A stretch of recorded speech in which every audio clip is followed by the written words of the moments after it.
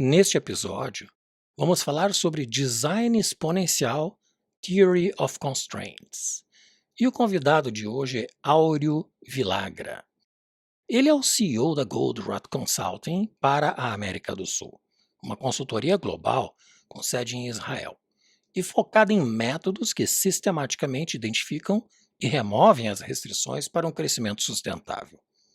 A Goldratt foi fundada pelo Dr. Eliyahu Goldratt, autor do best-seller A Meta, e criador da teoria das restrições, conhecida por TOC, Theory of Constraints. Áureo também é membro do conselho de várias empresas e ainda professor convidado de universidades do Brasil e Portugal. Acumula mais de 30 anos em projetos de consultoria empresarial nos mais variados segmentos, em especial aplicando o método do TOC. Sobre este tema, iremos conversar com ele agora. Áureo, seja muito bem-vindo. Bom dia, Maurício. É um prazer estar com vocês aqui. É uma honra ter sido convidado por ti, Maurício. Eu que agradeço a aceitação do convite, Áureo. Uma alegria te ter hoje no Podbrand. Certamente as pessoas vão sair deste episódio com a sua versão melhorada. Entrando no tema, vários segmentos de negócios têm no design sua vocação para inovação e diferenciação de suas entregas. Apenas para citar alguns exemplos: moda, tecnologia, indústria automobilística, varejo, entretenimento, até mesmo hotelaria e muitos outros. A teoria das restrições, ou TOC, que é o acrônimo de Theory of Constraints, no inglês, tem uma abordagem original para potencializar o processo do design, otimizando o talento criativo na geração de mais valor. Eu começo lhe perguntando pelo essencial. O que é o método teoria das restrições e qual é a sua origem? Muito bem, Maurício. A gente pode dizer que a TOC, na verdade, é um corpo de conhecimentos. Ela evoluiu muito aí nos últimos 40 anos, desde que o Dr. Eliyahu Goldratt escreveu a Meta, né? Então, esse corpo de conhecimento é composto de várias aplicações, né? Aplicações práticas, como soluções para produção, para operações, para distribuição, supply chain, para o varejo, hospitais, engenharia, inovação, etc. Só que depois de evoluir com tantas aplicações, o Goldratt, na verdade, sistematizou o que nós chamamos dos processos de raciocínio, ou seja, uma abordagem científica para resolver problemas complexos, para achar melhores soluções. E essa evolução, Maurício, terminou, eu diria, como uma filosofia de ver os negócios, de ver a vida, de entender a capacidade humana de resolver problemas, de melhorar as situações. Como você falou, tudo começou com o livro A Meta, há mais de 40 anos. O Goldratt trabalhava com programação finita de chão de fábrica, né? Sequenciamento de máquinas, etc. Era a época, Maurício, estavam surgindo os algoritmos de computador mais potentes, pesquisa operacional, simulações, etc. Né? E o que o Goldratt se deu conta? Quanto mais sofisticada a solução, na verdade, menos resultado entregava. Que, ironicamente, Maurício, estamos vivendo isso de novo. Né? Com machine learning, big data, inteligência artificial, muitas vezes escorrega para isso. Talvez a gente fale um pouquinho disso mais tarde aqui. Em suma, ele como físico, ele era um físico, né, israelense, trouxe ou tentou trazer, né, a abordagem científica das ciências hard, da física, para a ciência soft, para a gestão. E o que um físico faz? Simplifica as coisas. Olha o sistema como um todo, tenta entender a sua essência e descobrir as regras que governam o sistema. Por isso esse nome é meio estranho, né, Maurício? Teoria das restrições. Algumas pessoas acham que é uma coisa teórica, ela é extremamente prática. Mas que, como era um físico, você tem a teoria dos jogos, teoria da relatividade, teoria das restrições. E por que das restrições? Como é que iniciou? A primeira aplicação surgiu justamente em operação, como eu falei, né? Fabricação. E o que o Goldratt deu conta? Você que veio do calçado, né, Maurício? Vamos usar uma analogia de calçado. Imagina você tem uma fábrica de calçado que tem corte, costura e montagem. Né? No corte você faz 1.500 pares por hora. Na costura você faz 1.000. Lá na montagem faz 2.000. Qual é a capacidade dessa linha? 1.000. É a capacidade do ponto mais fraco. Então não adianta melhorar o corte, fazer uma grande melhoria de produtividade na montagem, porque a costura é que dá o ritmo. Ela é a restrição. Então o que o Golder se deu conta? Nós deveríamos botar foco em melhorar a costura e esquece o resto por enquanto. É ela que dita o ritmo do sistema. A restrição é que dita o outcome do sistema, seja qual for. Seja uma linha, seja a nossa vida pessoal, seja um governo, como a gente tem um projeto no estado de Utah, seja um time de futebol, seja o que for. Daí surgiu, então, a teoria das restrições. Né, digamos, a primeira abordagem, Maurício, foi que é preciso ter foco para atingir resultados. Então, no próprio livramento que você mencionou, o Golder entrega os 5 passos de focalização. Primeiro, você acha a restrição do sistema. Depois, você decide como explorar essa restrição. Vou contar uma historinha bem rápida, posso, Maurício? Claro.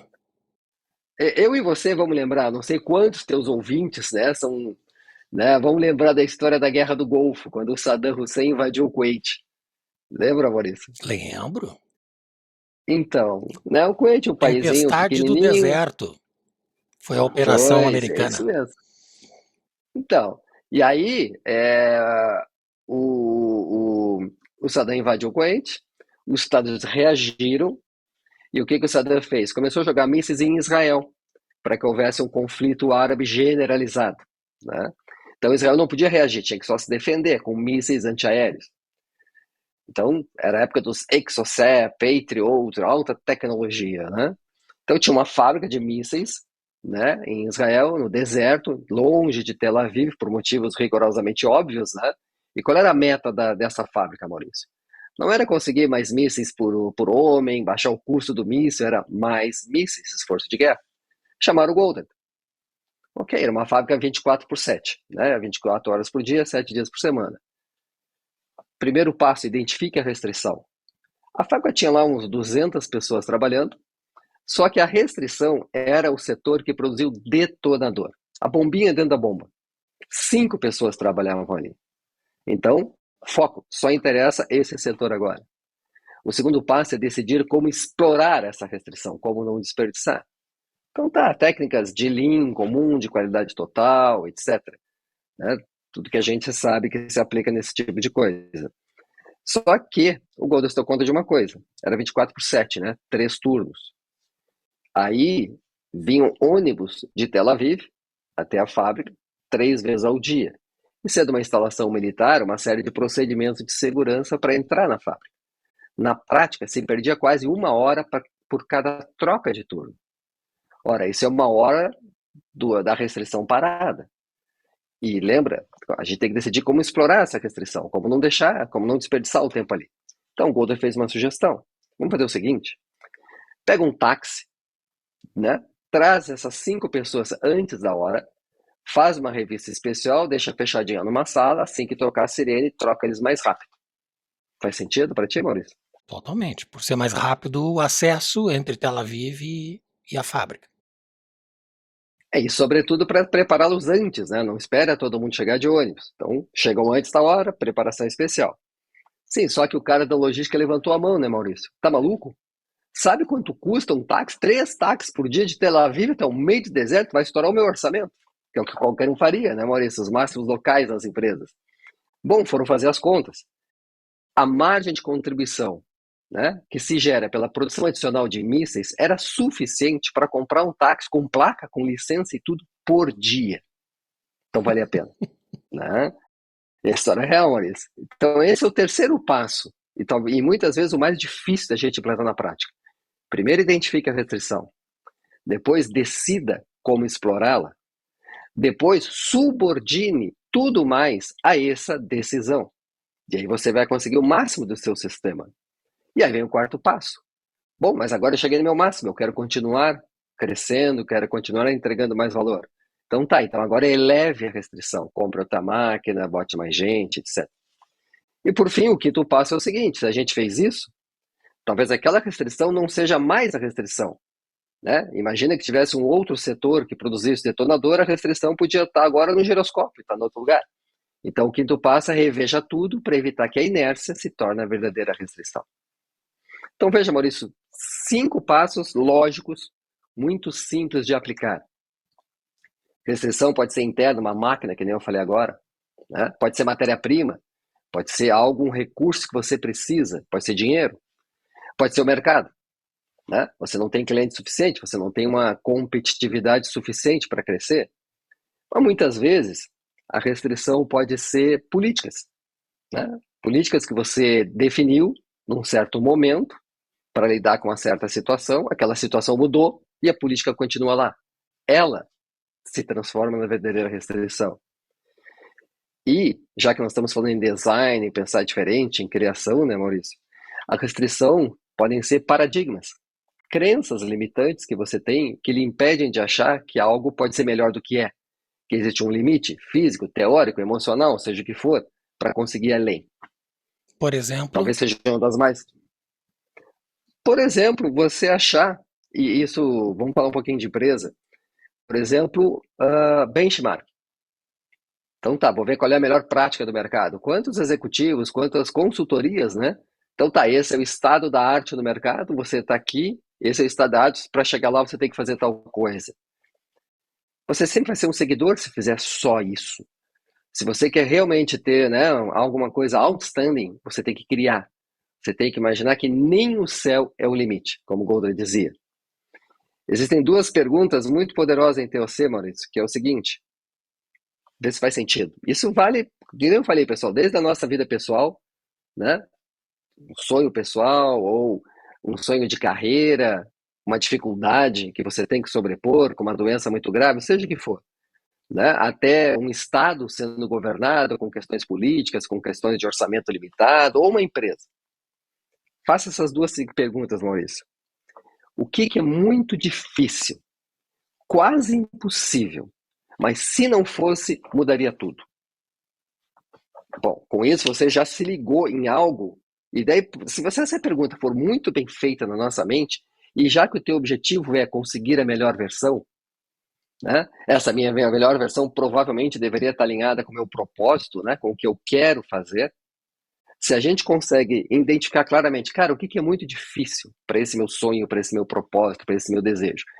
Quase impossível, mas se não fosse, mudaria tudo. Essa é a primeira pergunta.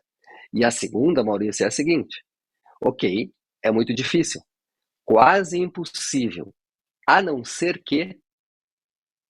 E aí você, né, abre a caixa de Pandora, começa a pensar fora da caixa e libera o pensamento criativo, livre dos paradigmas. Fez sentido a minha resposta? Certamente. Agora, tem uma muito interessante, Maurício, só para terminar essa introdução, se estiver muito longa, aí você me diz, tá, Maurício? Sobre o que é Perfeito. TOC. Existe uma restrição que é a restrição derradeira, como o Goldman dizia, aquela que todas as empresas têm, que todos nós temos. E ele chamava de atenção gerencial. Né? Não é o tempo passa igual para todos, pelo menos na velocidade atual, né, Maurício? Mas é o que a gente faz com ele. Né? O que a gente tenta resolver, onde é que a gente bota a nossa paixão, o nosso tempo, o nosso recurso, né? A nossa atenção gerencial. Se nós dois pegamos um exemplo aqui qualquer e fomos a fundo, um exemplo prático de uma empresa, depois de umas 2, 3 horas, usando os processos de raciocínio certo, a gente vai provavelmente chegar numa solução elegante, criativa. Qual é o problema numa empresa ou na nossa vida? Tem centenas de problemas para resolver. Como é que a gente sabe onde botar foco para conseguir aquilo que realmente limita a velocidade como a gente atinge a nossa meta, seja qual for a meta? Então, a TOC, como eu falei, ela começou com aplicações, produção, varejo, distribuição, gestão de projetos, TI, etc., engenharia. Foi subindo, né, para o que a gente chama dos thinking process, uma forma de usar o raciocínio científico para entender uma situação complexa. E nota, Maurício, que quando a gente pensa em ciência, muitas vezes as pessoas acham que é simplesmente, né, óculos de fundo de garrafa, computador, conta. Não, na verdade, a TOC tem 3 dimensões básicas, que é o seguinte. Primeiro, Maurício, olhar o sistema como um todo. A famosa visão holística, né? Como eu falei lá na fábrica, né? Dessa de mísseis, certo? O cara da logística estava olhando o quadradinho dele, certo? Ele precisava entender o esforço de guerra como um todo, que valia aquilo para o país, imagina, um táxi. O segundo é uma lógica muito firme de causa e efeito, certo?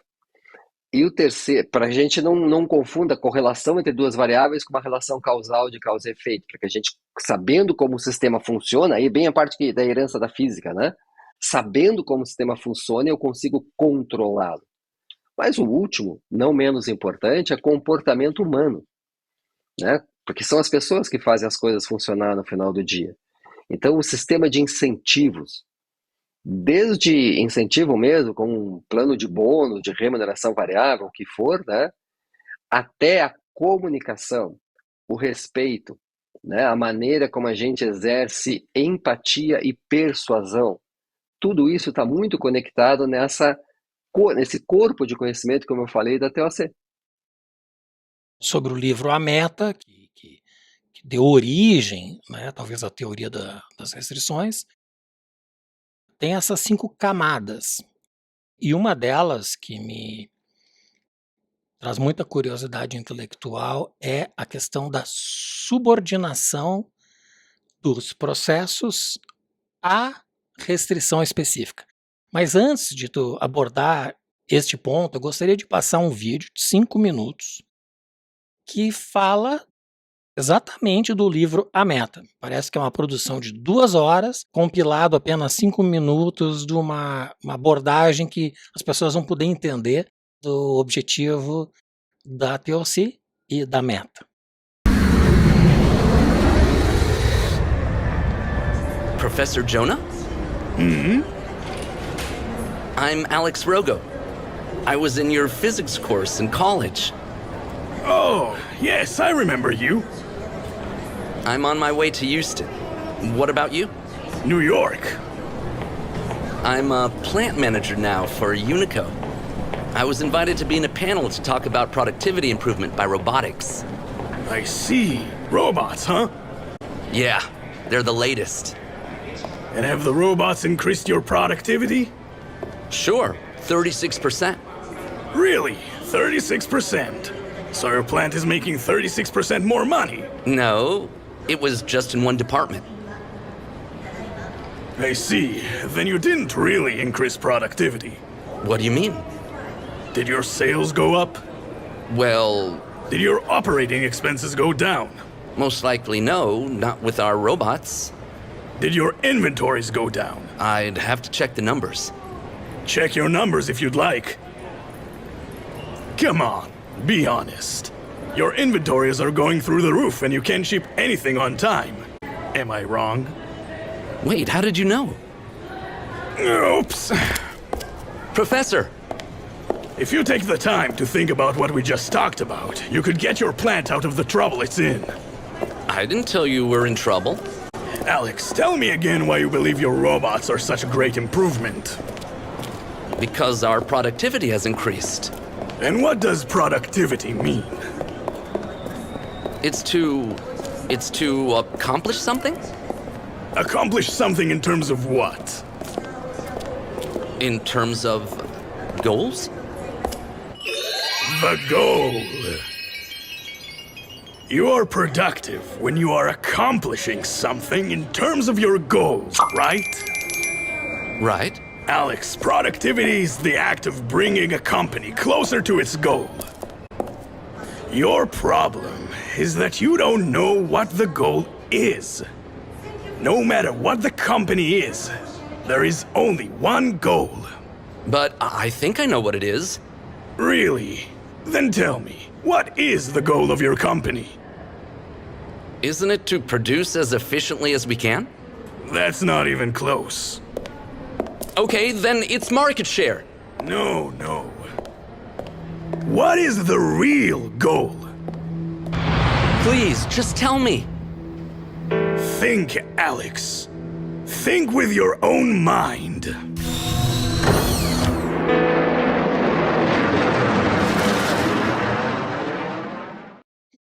Interessantíssima essa síntese que demonstra que nem toda inovação contribui para o resultado, né? Mas a minha pergunta antes de passar esse vídeo era em relação à subordinação. Explica um pouco melhor como é que se dá o processo de subordinar todo o restante do fluxo operacional a esta restrição. Que vem a ser isto? Deixa eu só fazer um comentário. Eu gostei de você passar o vídeo agora, Maurício, porque, né, já que o teu objetivo, né, é ajudar as pessoas a conseguirem sua melhor versão, né, acho que faz todo sentido começando com essa pergunta, bem, mas qual é a minha meta? Né? Melhor versão em termos de aonde eu quero chegar, qual é o propósito, etc, né? E como eu disse, a TOC, apesar de a maior parte das pessoas, né, conhece, claro, as suas aplicações práticas, conforme a sua área de conhecimento, o que ela evoluiu é bem isso, né? Think, Alex. Think with your own mind, né? Pense com a sua própria cabeça, né? É os processos de raciocínio para chegar onde você quer. Mas ok.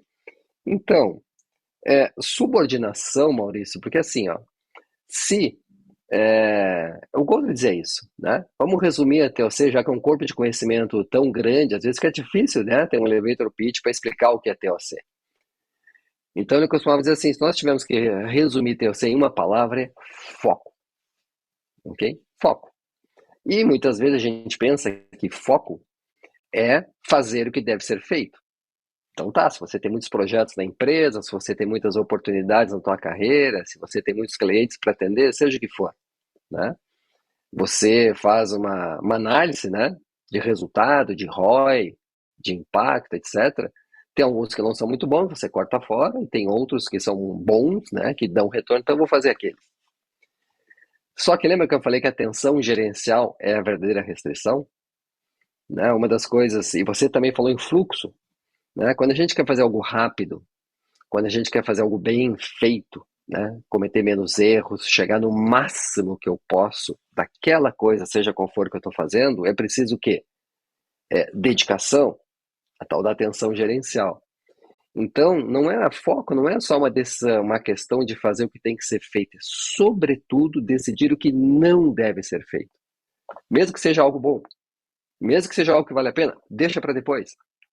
O subordinável é um pouco disso, né? Em uma empresa, por exemplo, que você tem 500 projetos. Aliás, eu vi, né? Aliás, um amigo nosso aí da área calçadista, uma vez me levou na empresa dele, né, para mostrar o BSC, né, o Balance Scorecard da empresa. Maurício tinha uns 300 KPIs lá. Puta, como é que eu digo pro cara agora? Esse negócio foi criado para dar foco. Se você botou 300, tem tudo lá, não adianta, né? Então, subordinar aquilo. Cara, isto aqui é o que dita o meu crescimento, certo? Eu não posso deixar depois, no caso lá daquela empresa, né, de mísseis, né, que uma otimização local lá da logística, né, prejudique o meu objetivo máximo, que é deixar o detonador, a célula lá de produção do detonador ocupada todo o tempo. Então, subordinar tem a ver com isso, fazer o que tem que ser feito e não fazer o que não deve ser feito. Ter essa disciplina de prioridade e não se perder nas distrações, tentando melhorar tudo que pode ser melhorado. Tem que melhorar aquilo que tem que ser melhorado. Aliás, uma máxima importante, não sei se eu estou divagando muito, tá, Maurício? Mas a gente aprende, né, e aqui no Brasil muito, não só, é claro, mas muito aqui, né, que o que não pode ser medido não pode ser gerenciado. Bom, isso é verdade, Maurício. Só que o corolário negativo disso é que as pessoas tentam medir tudo. Quem disse que eu tenho que gerenciar tudo? Eu posso até delegar. Deixa as pessoas operacionais, né? Deixa cada um na sua função ter um KPI, uma gerência daquilo. Mas eu, que tenho design da minha organização, né? Que estou definindo onde ela tem que ir, como ela tem que funcionar, se eu tentar controlar tudo, eu só vou desperdiçar a minha atenção gerencial, pelo simples fato que nem tudo realmente dita o ritmo do meta da minha organização, né? Então eu preciso botar foco. Fez sentido a resposta, Maurício? Totalmente. Qual a abordagem que o TOC pode potencializar o processo do design e criar um valor exponencial? Pensando agora nos setores que dependem do talento criativo. Moda é um bom exemplo, varejo de moda, entre outros. Então, mas também dá para dizer aqui, Maurício, design, né, de uma forma mais ampla, né, não só na parte criativa, mas, né, aquela intencionalidade de definir algo para atingir um objetivo. Deixa eu exemplificar dessa forma. A TOC ela, depois de todo esse corpo de conhecimento, ela é uma abordagem científica. E como qualquer ciência, ela tem premissas básicas, né? A gente chama de pilares, né? Que fundamentam todo o raciocínio, toda a abordagem, né? Então, o primeiro é o que a gente chama de simplicidade inerente. Tem uma situação, por mais complexa que ela seja, ela é determinada por poucos elementos, né? Então, quando você está num processo de design, seja criativo, né? Seja um design técnico, né? Seja uma decisão, você, da mesma forma que eu falei agora há pouco, né, de botar foco na coisa importante. Se eu estou criando algo para atingir um certo objetivo, seja encantar, né, uma menina com um sapato que ela vai comprar, seja desenhar um carro, né, a Mazda é um cliente nosso, por exemplo, no Japão, né, que tem o estilo zoom, zoom, zoom, zoom, porque, sabe, aquela criança brincou de carrinho, né, zoom, zoom, e quando ele é adulto ele continua com aquele sentimento, né, de querer o prazer no carro, né, ou seja, uma grande organização que tem que competir de alguma forma, como que eu boto foco naquilo que realmente deve ser desenvolvido? Então isso ajuda um pouco, tá? Nessa parte da simplicidade de foco no que é mais importante. Mas, por exemplo, o segundo pilar da TLC, Maurício, diz que os dilemas podem ser resolvidos. O que é um dilema? Eu tenho um objetivo comum que leva a duas necessidades diferentes, que leva a duas ações contrárias. Por exemplo, né, eu vou continuar no calçado aí, porque não tem como olhar para ti e não lembrar da nossa história, né, Maurício, lá no passado. Eu tenho uma loja de calçados, eu tenho dois objetivos, né? Proteger as vendas, mas proteger o caixa também. Proteger os custos. Para proteger as vendas, eu não quero ter ruptura, né? Eu quero que sempre tenha a cor ou o tamanho, né, que o cliente quer comprar. Então, para isso, eu acho que eu tenho que ter mais estoque na loja. Agora, para proteger o caixa, né, para proteger os custos, não ter muita liquidação depois, eu quero diminuir os estoques. Então, mais estoque, menos estoque. Isso é um dilema, né? A solução usual é fazer o trade-off, é ficar no meio do caminho, né? Então, assim, a gente acredita que se esse diagrama que eu desenhei aqui, a gente for a fundo nele, eu consigo achar uma solução disruptiva, que leva a uma maneira de simultaneamente proteger as vendas e proteger o caixa. Vou dar um exemplo de design. Lembra do BlackBerry, Maurício? Claro, antes do iPhone era Lembra? o principal device, né, de telefone celular no mercado. Pronto, né? Para aqueles que são um pouco mais jovens do que a gente, né? O BlackBerry era um telefone, né? Que a primeira vez levou, né, digamos assim, uma potência computacional para dentro de um celular. Então ele tinha um tecladinho e tinha um visor. E era o rei. A gente conseguia ver e-mail no celular, que coisa fantástica, né? A gente conseguia fazer anotações na agenda no celular. Mas qual era o grande desafio? Em vários e vários modelos de celular. Tem o cara que tem o dedo muito grosso. Não é o meu caso, que eu tenho a mão fininha. Né? Pô, é difícil digitar naquelas teclinhas pequenininhas. Eram botões Então, fazer o teclado analógicos, né, físicos. físico e altinho assim, né? Era uma teclinha de metalzinho, era muito legal aquilo. Então, o que acontece? Fazer um teclado maior, mas aí diminuía o display. Agora, outros tinham um pouquinho de problema de visão. Pô, essa letra é muito pequenininha. Então, eu preciso fazer um display maior e diminuir o teclado. Isso é uma nuvem, né, Maurício? Isso é um dilema. Eu preciso ter, né, ser confortável para digitar, display menor. Mas eu preciso ser confortável para ler, display menor. Display e ficava maior. 500, né? Maior ou menor. O display maior ou o display menor. Essas eram as ações contrárias de duas necessidades válidas. Confortável para digitar, confortável para ler. Certo? Bom, onde vem a solução disruptiva, né? Pô, parei um pouquinho. A tela, se precisar, é toda teclado. A tela, se precisar, é toda display. Não foi só isso que fez sucesso do iPhone, é claro. Mas é um bom exemplo de uma solução de design que evapora, né, que soluciona um conflito como esse. Ou já que eu falei que nós temos muitos clientes de carro, né, imagina um dilema clássico. Para ter um carro, ele tem que ser seguro, mas ele também tem que ser confortável. Para ele ser seguro, ele tem que ter a suspensão firme. Para ele ser confortável, ele tem que ter a suspensão macia. Como é que eu resolvo isso? Né? Bom, a suspensão computadorizada pode deixar ele seguro, firme, quando ele está numa curva em alta velocidade, e quando você está em velocidade de cruzeiro, numa reta, ele fica mais confortável.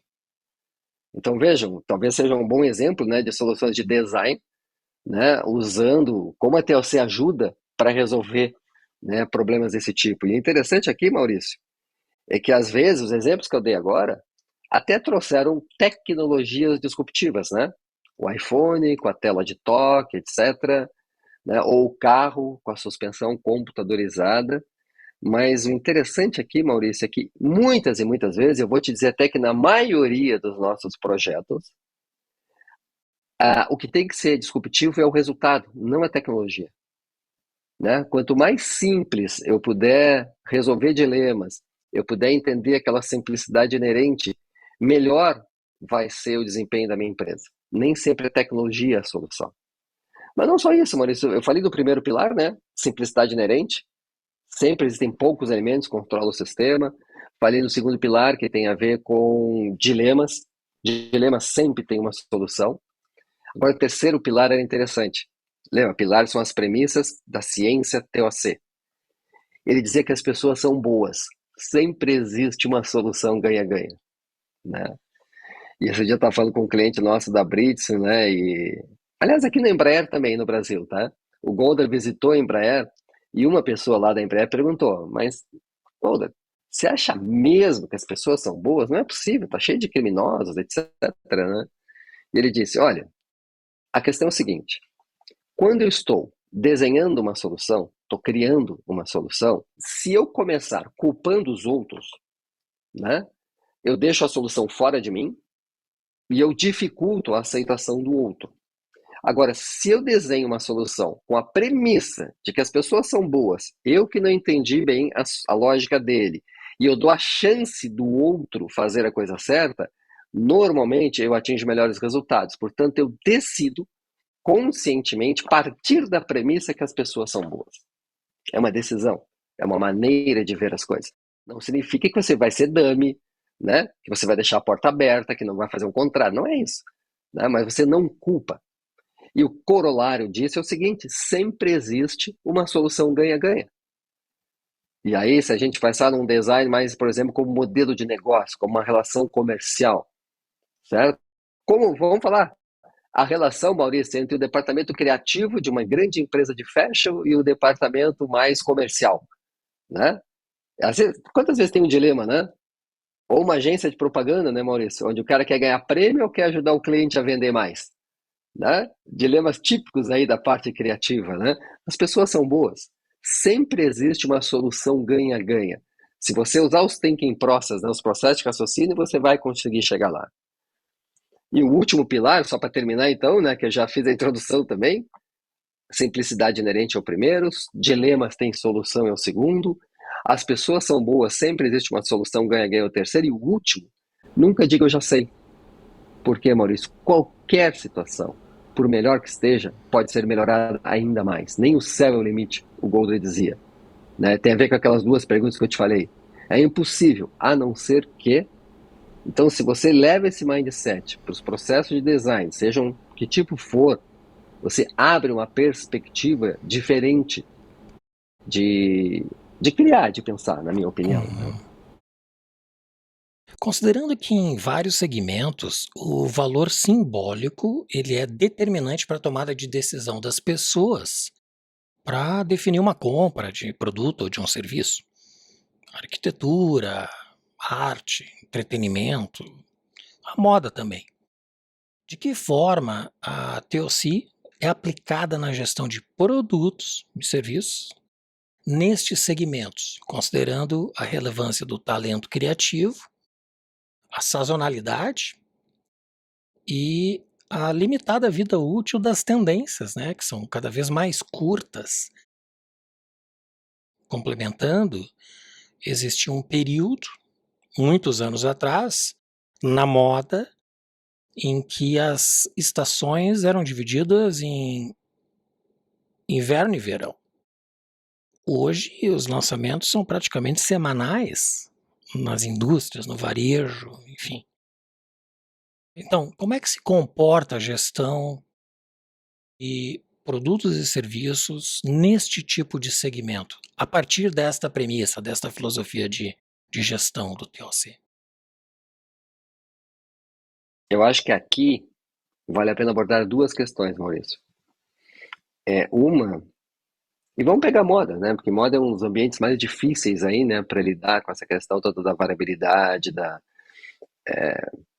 deixa eu dizer assim, eu falei agora há pouco daquele dilema, né? Mais estoque, menos estoque. Proteger as vendas, né? Proteger o caixa. Uma direção da solução que você pode pensar para resolver isso é o seguinte: vamos melhorar o forecast, né? Vamos ter um Big Data fortíssimo, né? Usando inteligência artificial, pesquisando o gosto da consumidora e aumentando a certeza do que vai vender bem. Na prática, Maurício, desde lá de que a meta foi escrita até agora, claro que em algumas situações isso ajuda bastante. Nós usamos, né? Nós temos um sistema aí de computador, o Ambit, que você conhece, né? Que usa, né, inteligência artificial para melhorar a gestão de estoques, etc. Mas não confie 100% só nisso. Por quê? O Ambit tem os algoritmos para lidar com isso, tá? Mas o que a gente vê normalmente no mercado, trabalhando apenas forecast, Maurício, a gente vê assim 3 tendências de mercado que em qualquer setor, como moda, material de construção, eletrônica, o que você imaginar. Né? Por um lado, a tolerância à espera do consumidor está diminuindo cada vez mais. Ele quer aquilo na hora, seja B2B, seja B2C. Maurício, existem 3 tendências no mercado, né, muito importantes para a gente entender a direção correta da solução de resolver esse problema. A primeira, a tolerância à espera está cada vez diminuindo mais, as coisas têm que ser mais rápidas, tanto no B2C, né, no e-commerce, etc., quanto no B2B. Né, para uma empresa, para um cliente trabalhar com menos estoques, ele quer lead times mais rápidos, etc. Então, os lead times estão diminuindo muito. O sortimento está aumentando cada vez mais.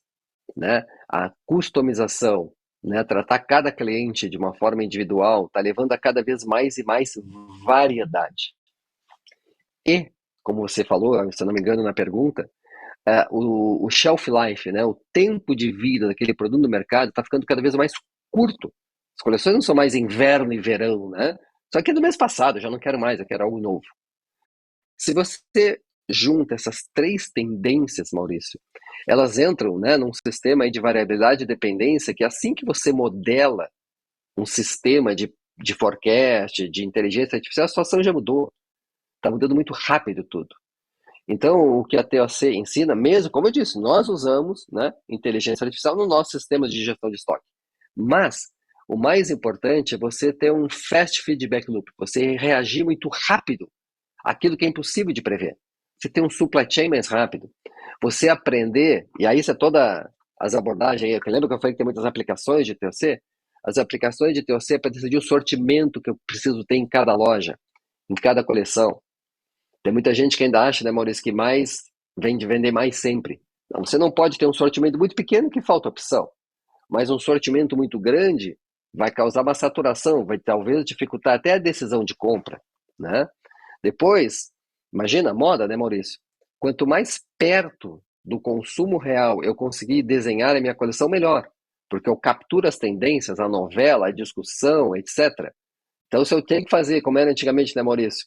Viajar para a Itália, ver qual é a coisa que vai ter, quais são as coisas, levar um ano desenhando uma coleção, cara, o mundo já mudou em um ano. Então a TLC ajuda muito a acelerar a gestão de projetos, entregar mais rápido, conseguir lançar muito rápido uma coleção, né? Como que eu faço a introdução de novos produtos no mercado? Que métodos eu tenho para testar isso rápido, aprender e aí produzir o que eu realmente preciso produzir ou comprar o que eu realmente posso comprar, né? Então, isso é uma série de técnicas que tem a ver com o fluxo do supply chain, com o fluxo de desenvolvimento, que a abordagem de TLC ajuda bastante nesse tipo de ambiente. Mas tem outro. Eu falei agora há pouco no conflito, né, no dilema, vamos dizer assim, não é conflito de briga, no dilema, que existe muitas vezes, né, Maurício? Aqui no Brasil, então, nem se fala, né? Pela nossa cultura, né? Pelas nossas empresas familiares, mesmo as grandes empresas de fashion hoje, cresceram com família. Tem muitas vezes a irmã, o cara que é o grande design, né? E que ainda trata aquilo como design, como arte. Então você tem a parte da arte e você tem a parte da ciência. E muitos acham que essas coisas não se conversam. Será que eu não posso desenhar uma coleção tendo uma boa agregação de matérias-primas?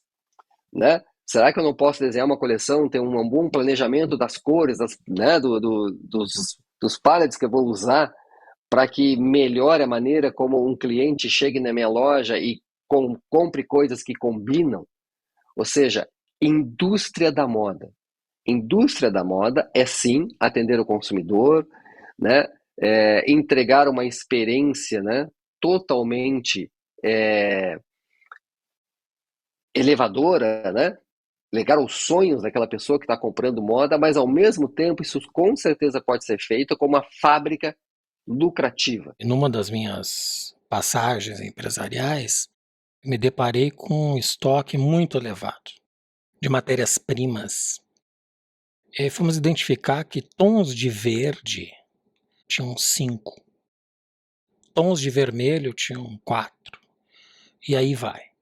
Então, quando somas todas essas variantes possíveis que vão se acumulando na mesma coleção, porque nós temos produtos que continuam a ser vendidos de coleções anteriores, mas a coleção nova surgiu com novas cores. Então o vermelho que era na da temporada passada, que continua vendendo, é diferente do vermelho novo. Talvez a venda nem seja tão impactante quanto a antiga. A otimização das cores, que é esse exemplo que tu comentaste, é um dos princípios, né, de dar ciência para o processo criativo. Agora, Maurício, o que as pessoas podem estar pensando que não conhece TLC ainda? Né? Bom, mas isso é óbvio. Eu já tento fazer isso. O que a TLC agrega nesse processo, mesmo que a pessoa já tenha este mindset correto, são as técnicas, a maneira de fazer isso. Né? A gente fala muito em TOC que a gente aprende a se comunicar melhor. Lembra? Empatia e persuasão. A Marta aborda muito isso lá nos processos de coach. Mas não só lá. Numa empresa, eu tenho que saber... Lembra que é o terceiro pilar, não culpe as pessoas. O meu trabalho é entender as premissas em que aquela pessoa está baseada para dizer aquilo. E se eu conseguir, um outro termo que a gente usa muito em TOC, verbalizar, né, as minhas premissas, as premissas dela, em vez de culpar a pessoa, encontrar uma premissa que está equivocada, aí os dois podem construir, os dois lados podem construir uma solução ganha-ganha muito mais fácil. Então existem ferramentas para isso, existe um jeito, né, de conduzir uma reunião dessa para convergir mais rápido, mesmo quando a gente tem, né, só para ser um pouquinho aí de moda, imagina um grande hospital em Porto Alegre, né, onde a gente tinha que melhorar o fluxo dentro do hospital, você tem, né, um hospital católico.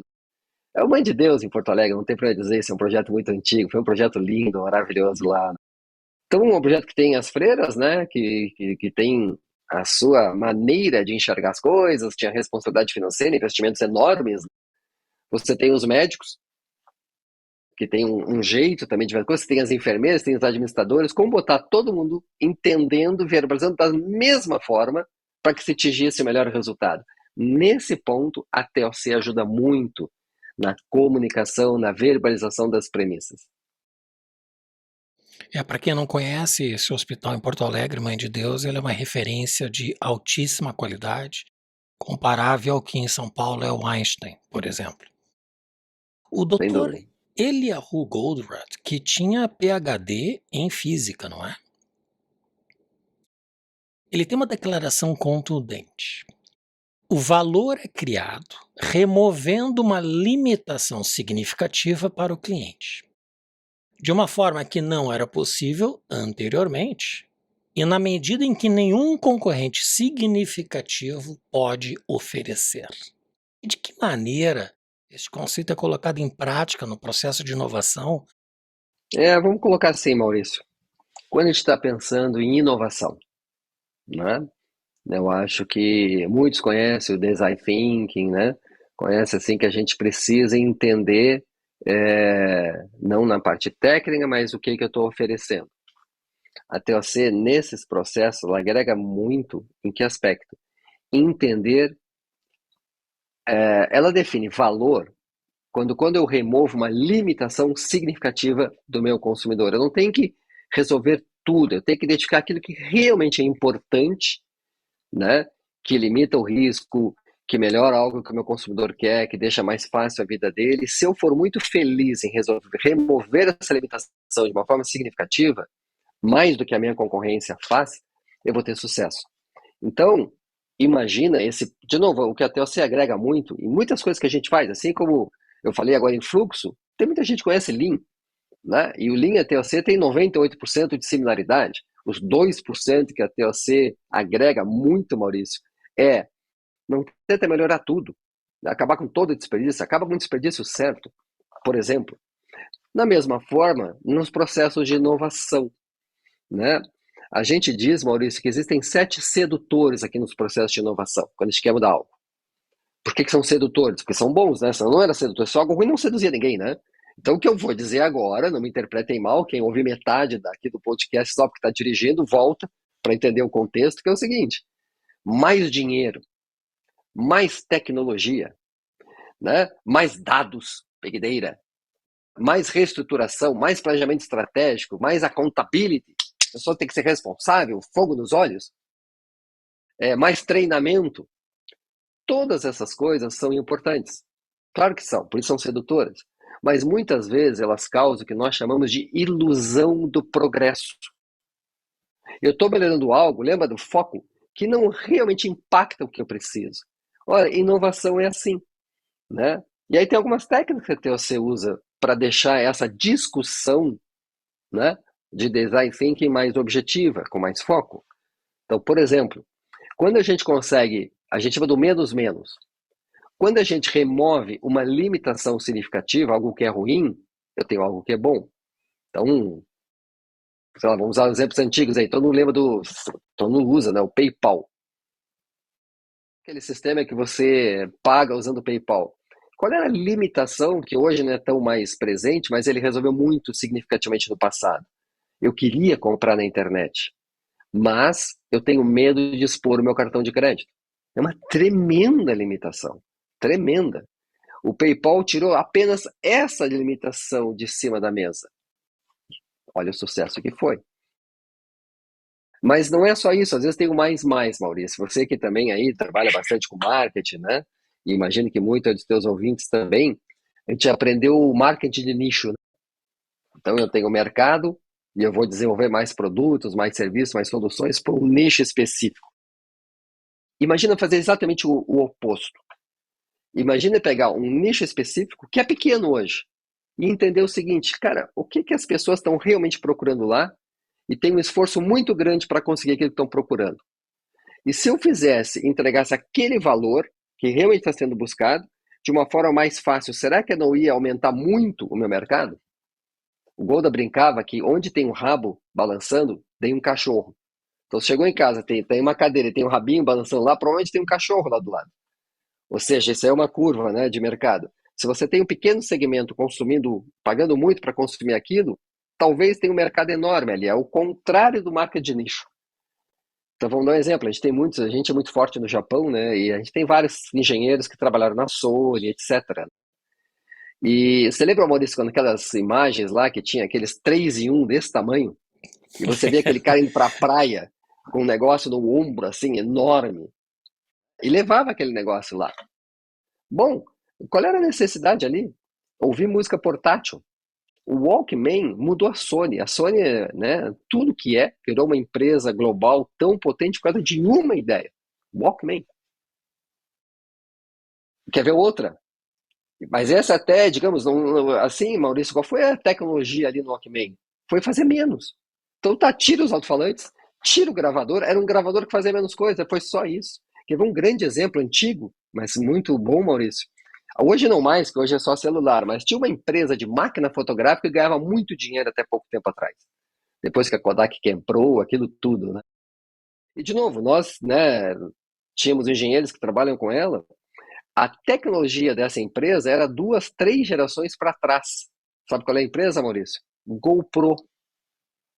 A GoPro não tinha nada de tecnologia, mas os caras entenderam que existia uma necessidade não atendida do mercado.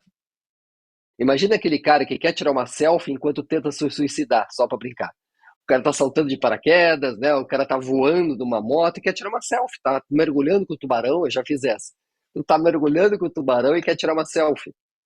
A GoPro não tinha nada de tecnologia, ela só botou uma capinha plástica, etc, para você poder tirar automaticamente a foto naquela condição. E aí, assim que aquilo ficou barato, não é só paraquedista que compra agora, muita gente começou a comprar GoPro. Então, essa abordagem da TOC é bem isso, entende? Qual a limitação significativa que eu estou resolvendo? Não inovar por inovar. De novo, a tecnologia não tem que ser disruptível, o que tem que ser disruptível é o resultado. É bem interessante esse teu exemplo, porque a GoPro é como o Red Bull da captação de imagens. Quando o foco é a construção da estratégia, a Goldratt considera que uma boa estratégia deve responder 3 perguntas: o que mudar, para o que mudar e como causar a mudança. Poderia definir este conceito e trazer alguns exemplos de como estas 3 questões, bem respondidas, te levam a uma estratégia? Alguns anos atrás, né, uma empresa americana, um cliente nosso chamado Sherry Dory, produz joias, os anéis de noivado lá na americana, os diamond rings. O americano sempre, né, vai pedir a menina em casamento e entrega o diamond ring. Então, o que acontece? Tem a ver também com a minha última resposta, tá? Com limitações. Uma prática de mercado na joia, né? Quem trabalha com joia é o seguinte: o giro de estoque é muito baixo, tá, Maurício? Tem uma cauda longa enorme, vende muito devagar. Mas mesmo assim, o lojista, a joalheria, precisa ter algum freshness, né? Alguma novidade. Não pode ficar sempre com aquele tanto tempo parado. E a prática de mercado na época era o seguinte: o fabricante sabe disso, ele deixa você trocar de vez em quando. Olha, eu quero te devolver isso, quero comprar outro. Me dá outro no lugar, que eu preciso renovar o meu estoque, preciso renovar minha vitrine, no mínimo. Tudo bem, mas só com uma condição: você me devolve um desde que compre 2. Tudo bem.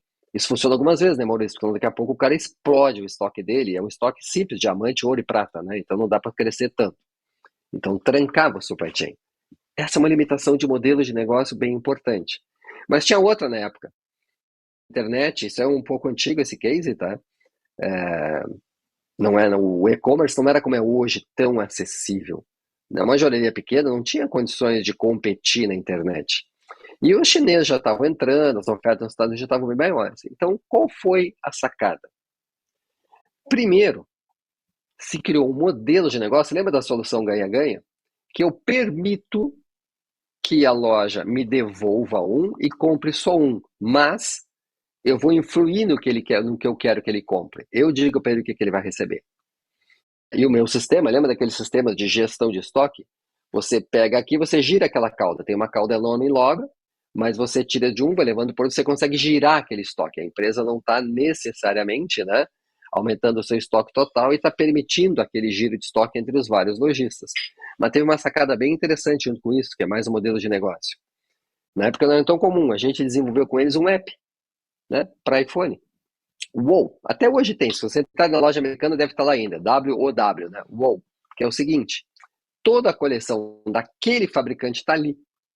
Então, você podia olhar toda a coleção, você podia olhar em 3D, como é que fica na mão. Eu estou lá em Manhattan, poxa, gostei disso aqui. Quais são as lojas, joalherias que estão aqui? Você toca ali, naquela joalheria, e pede uma cotação daquele anel. Veja, a joalheria, eu ofereci para ela de graça aquele sistema. Lembra que ela não conseguia competir na internet? Era uma limitação significativa, não tem dinheiro, não tem recurso, não tem tecnologia. Mas eu permito que ela entre no meu sistema. E agora ela participa dessa venda online. A menina, quando ganhar, consegue já, né, dividir aquilo no Facebook dela, etc.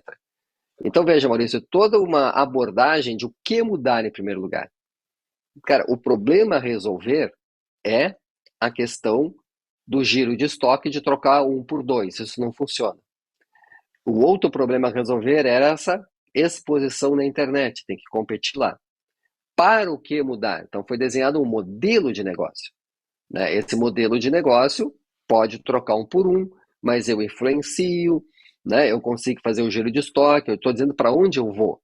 Como é que eu fazer essa questão de participar da internet? Ok, para a grande empresa não era tão caro desenvolver esse app.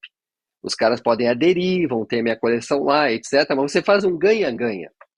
E o como causar a mudança, como que eu explico esse novo sistema que era novo para centenas, lá, milhares, agora não me lembro, né, de joalherias, de pequenos varejistas nos Estados Unidos. Então, sabe, esse é o que dá o foco. Né? Eu não quero resolver tudo, quero resolver o que tem que ser resolvido, o que mudar. E agora? Nós falamos em moda agora. Tá, eu não quero que falte o modelo, lembra aquela mais estoque, menos estoque. Eu não quero que falte o fast mover, mas eu não quero que sobre os slow movers. Melhor o forecast é uma direção.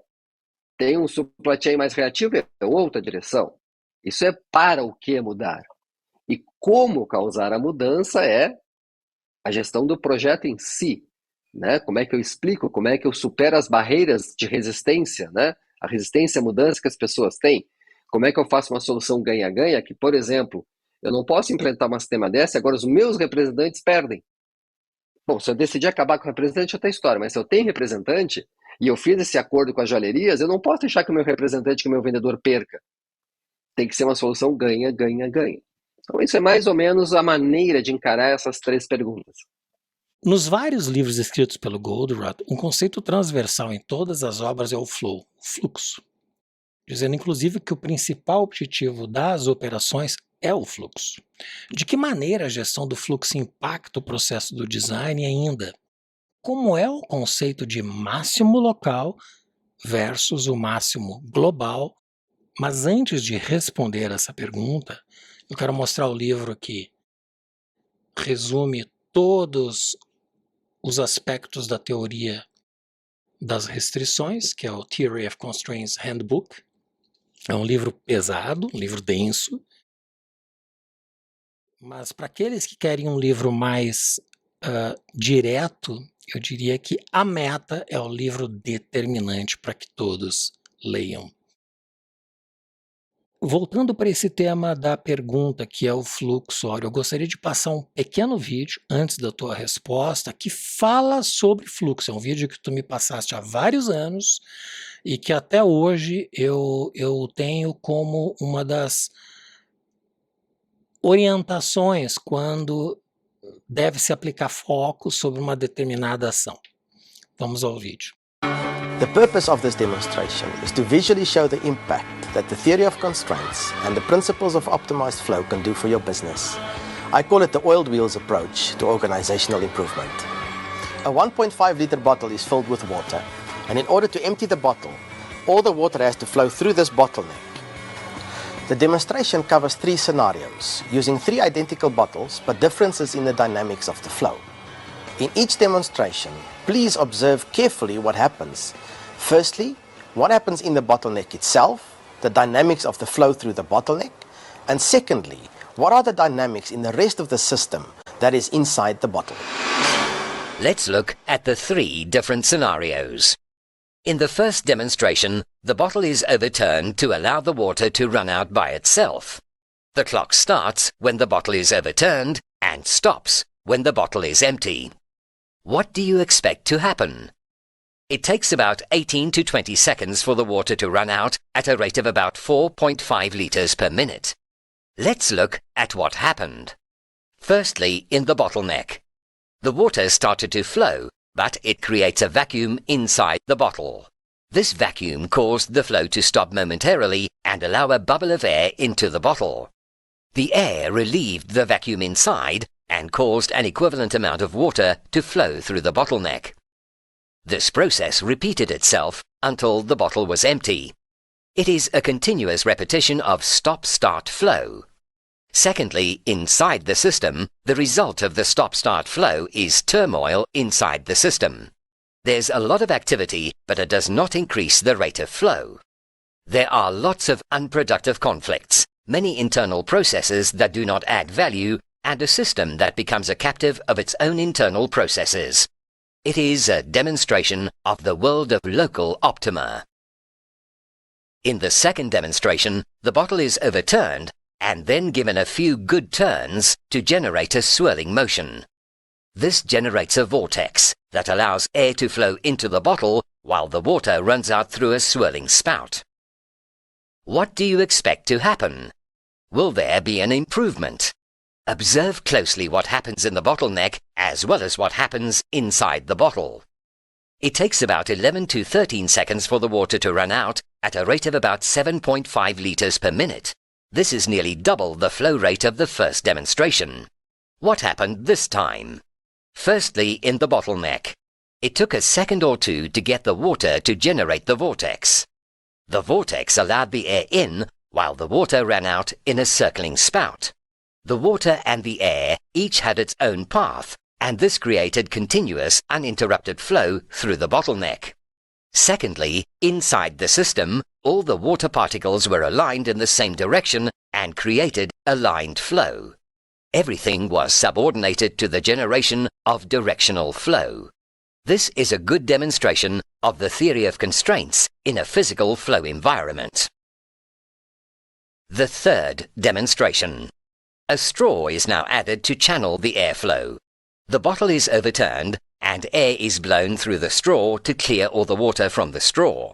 The pressure from the blowing also starts the process of flow. Take note that the straw has reduced the capacity of the bottleneck. What do you expect to happen? The clock starts when the air is blown through the straw. It takes about 4 to 5 seconds for the water to run out at a rate of 18 litres per minute. This is about double the flow rate of the second demonstration and about 4 times the rate of the first demonstration. What happened this time? Firstly, in the bottleneck, the flow was super fast. It was stable, without interruption, and more than 4 times the rate of the first demonstration.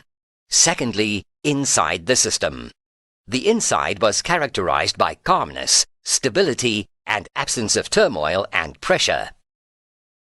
Is it possible to have superflow within a spirit and culture of calmness? Yes, it is done by doing the right things right. The demonstration with the 3 bottles illustrates the following lessons. Firstly, in the 3 demonstrations, the bottleneck remained the same. It illustrates that the theory of constraints is not a process of debottlenecking the operation. It is a process of increasing the flow through the bottleneck. Secondly, if you follow the right approach, you can eventually get both superflow and a spirit of calmness simultaneously. In order to do this, you need to address the physical flow and the people aspects of the business simultaneously. Applying the principles of the theory of constraints and optimized flow can significantly improve your business. Então, Áureo, esse vídeo ilustra bem o processo do fluxo, né? Sem dúvida. E para aqueles aí que conhecem Lean, né, alimentar, de produção enxuta, etc., já não é tão mais difícil explicar que fluxo é importante. Se você faz as coisas mais rápido com os mesmos recursos, você aumentou a produtividade. Se você faz as coisas mais rápidas, você consegue o processo de feedback loop, né, entre a necessidade e a resposta melhor. Se você faz as coisas mais rápido, você tem muito menos chance de errar e por aí vai. Importante aí aproveitar a oportunidade de dizer, né, que às vezes o Lean, né, leva a One Piece Flow. Tudo com a mesma capacidade, fazer uma coisa de cada vez, etc. O que a TOC agrega nessa discussão, Maurício, é que além de deixar claro que tem que proteger o fluxo, né, tem muito a ver com sincronização. Vou falar uma coisinha mais técnica, pode ser que tenha alguém mais técnico ouvindo, tá? Que é o seguinte, não é só explorar a restrição, não é só, né, baixar, né, os estoques para que a coisa ande mais rápido, diminuir o que a gente chama de multitarefa danosa, é sincronizar. Você vê que a última, aliás, desde o primeiro, né, da segunda demonstração, a segunda fez o Vortex, então está sincronizando as coisas. E o último, mais ainda. Né? Então, as soluções de TOC, elas agregam no ambiente de Lean, seja em produção, seja em gestão de projetos e desenvolvimento, né? É um projeto a ser desenvolvido, né? São as ferramentas de sincronização ponta a ponta, desde a ideia até o lançamento do produto, até o fluxo dentro da produção. Agora, mais especificamente na sua pergunta, Maurício, imagina que para que haja uma boa... Ele falou aqui no final do vídeo, os aspectos humanos da organização. E ele falou de a gente consegue calma e velocidade ao mesmo tempo. Porque a gente acha que a velocidade é relho, né? Vamos lá, temos que ir, pressão, etc. Bom, quantas vezes você consegue fazer isso? Quanto tempo você consegue operar com o motor no máximo sem fundir o motor?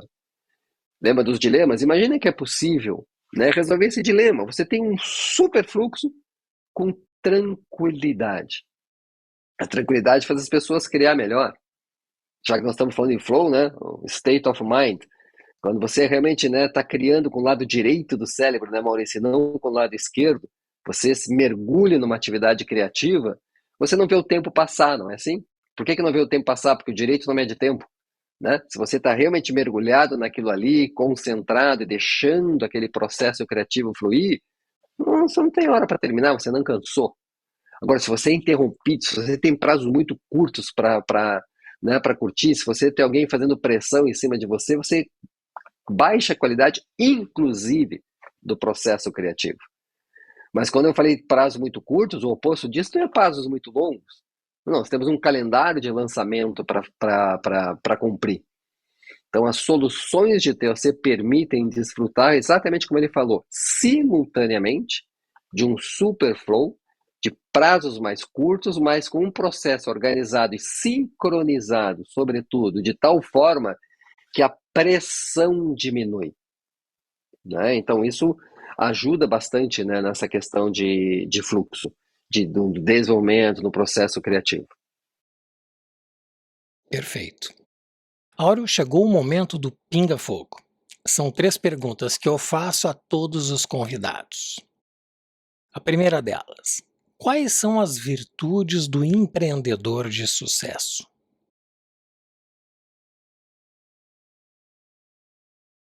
Vou dar uma de marqueteiro aqui, falar nos 4 P's do empreendedorismo. Só para mudar um pouquinho, né, Maurício? É claro que eu assisti, não vou dizer todos, tá? Uma boa parte dos podcasts eu assisti, né?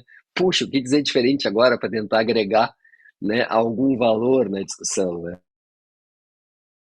Então imagina, Maurício, eu acho que são os 4 P's, né? Protagonismo, em primeiro lugar.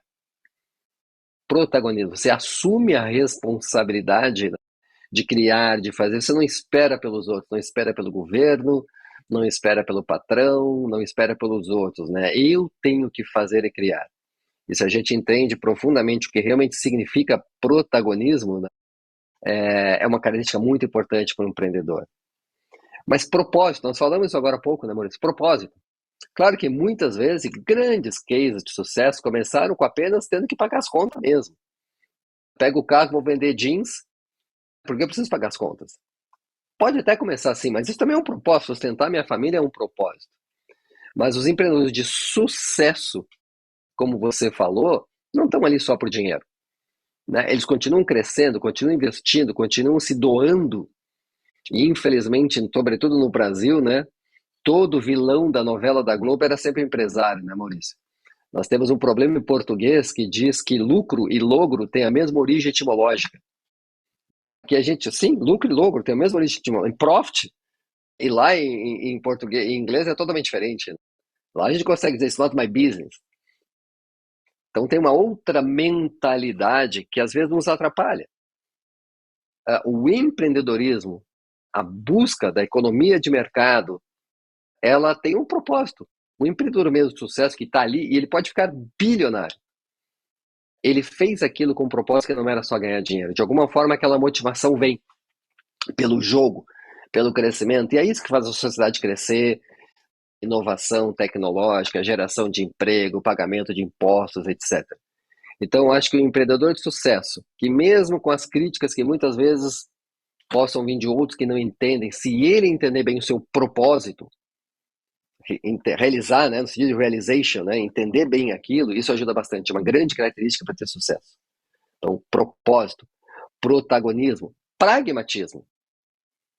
O empreendedor não está ali para teorizar, ele precisa do resultado, ele consegue ser muito prático. E até, lembra que eu falei que a teoria das decisões às vezes parece teórica? Não, é muito prático. Como é que eu chego na minha meta mais rápido? Então, qualquer um que queira empreender, se conhecer um pouco mais os princípios de TOC, talvez até não necessariamente as aplicações práticas, todas elas, Mas o mindset da TOC, aquilo que eu chamei dos thinking process, ajuda muito a ter sucesso. E evidentemente, né, Maurício, o último P, persistência, né? Porque as coisas nunca são tão fáceis que nem a gente, né, pensou na primeira vez, né? Tudo que realmente vale a pena dá trabalho. Claro que às vezes a gente dá sorte e as coisas caem de maduro, mas na maioria das vezes, para ter sucesso, dá um trabalho danado, né? Então tem que ter persistência. Se eu tiver, né, propósito, protagonismo, pragmatismo e persistência, é bem provável que eu consiga chegar lá.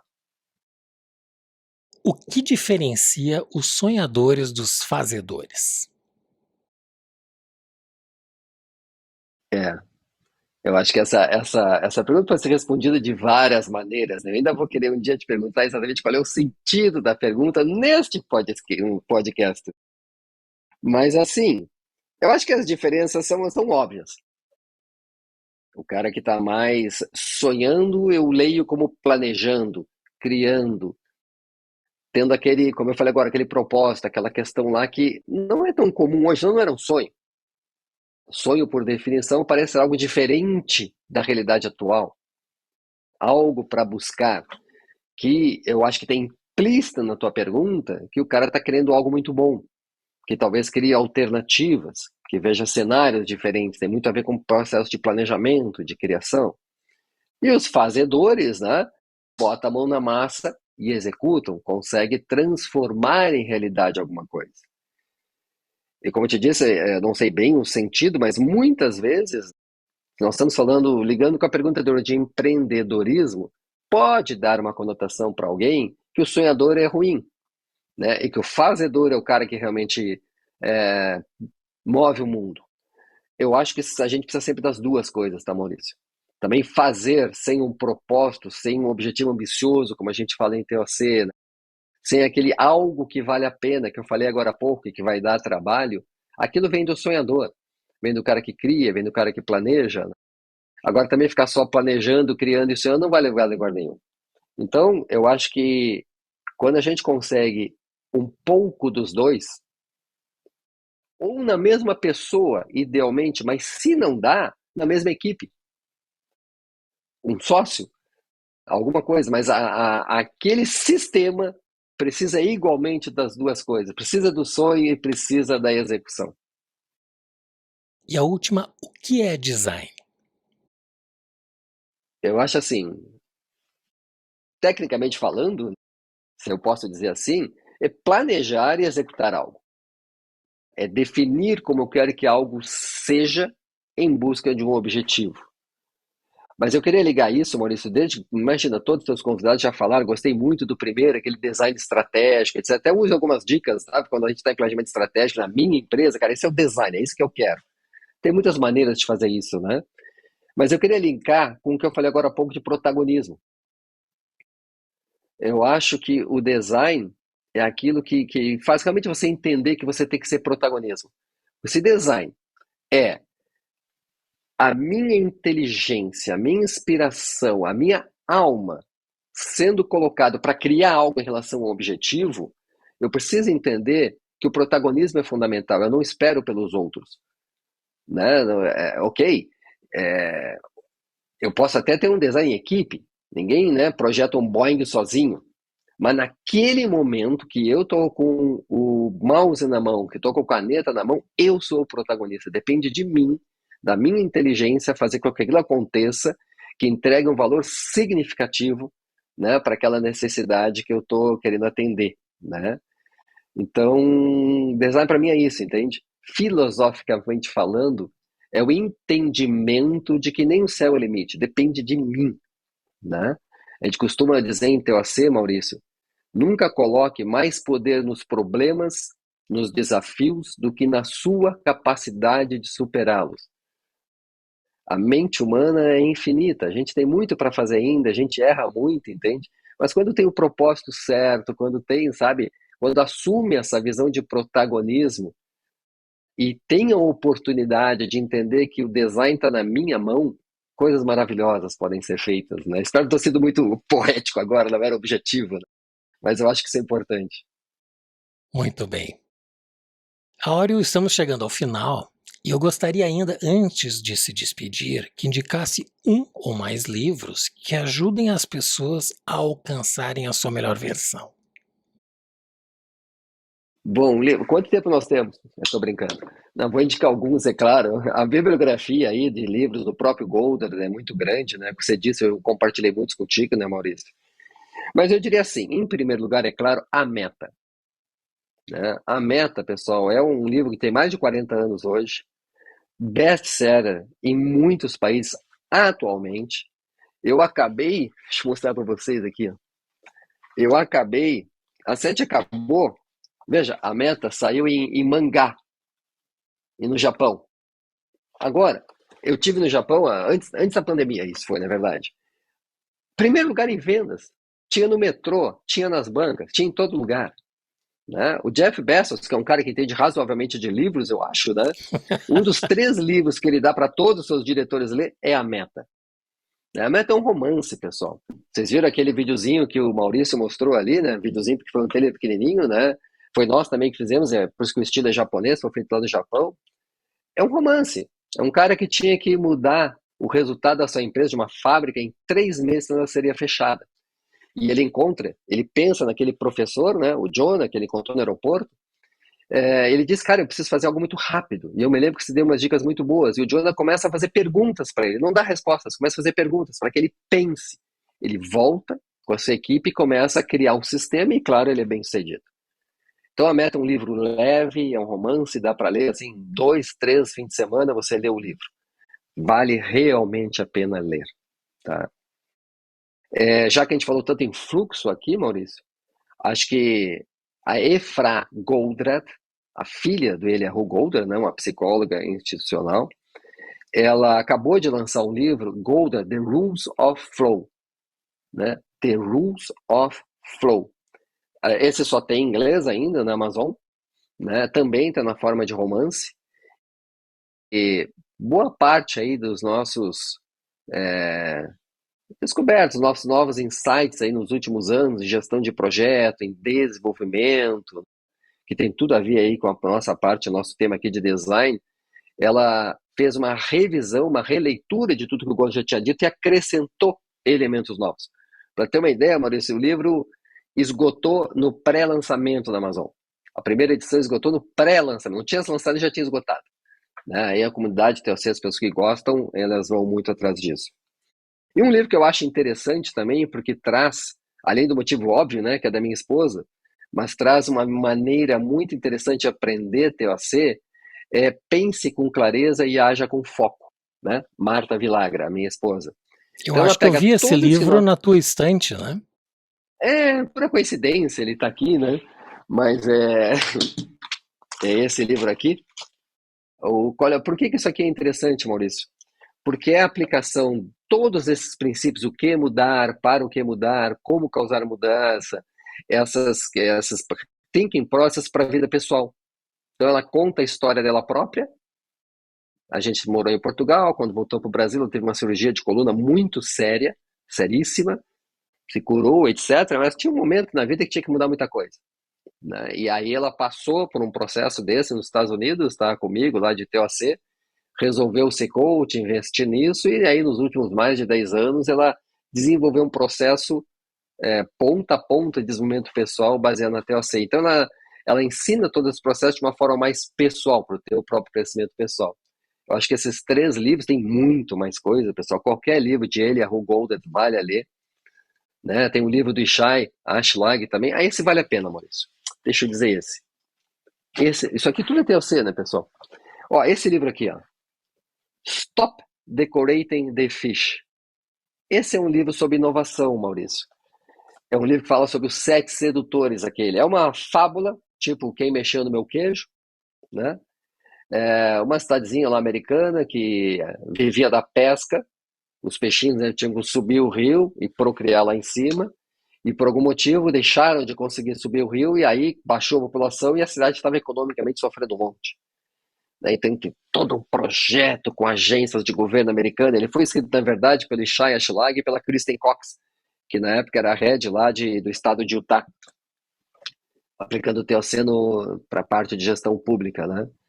Então, essa pequena fábula mostra, né, como colocar aquele foco que a gente falou agora há pouco na inovação, como evitar aqueles 7 sedutores. É um livrinho bem interessante de ler também, Stop Decorating the Fish. Muito bem, só reforçando que todos esses livros vão estar com o link no site podbrand.design, que darão acesso direto à plataforma da Amazon. Basta entrar no site e na página Sabedorial nós temos todas as indicações dos convidados, como estas que o Áureo nos passou agora. Áureo, no episódio anterior, pela primeira vez eu pedi ao convidado que fizesse uma pergunta para o próximo convidado.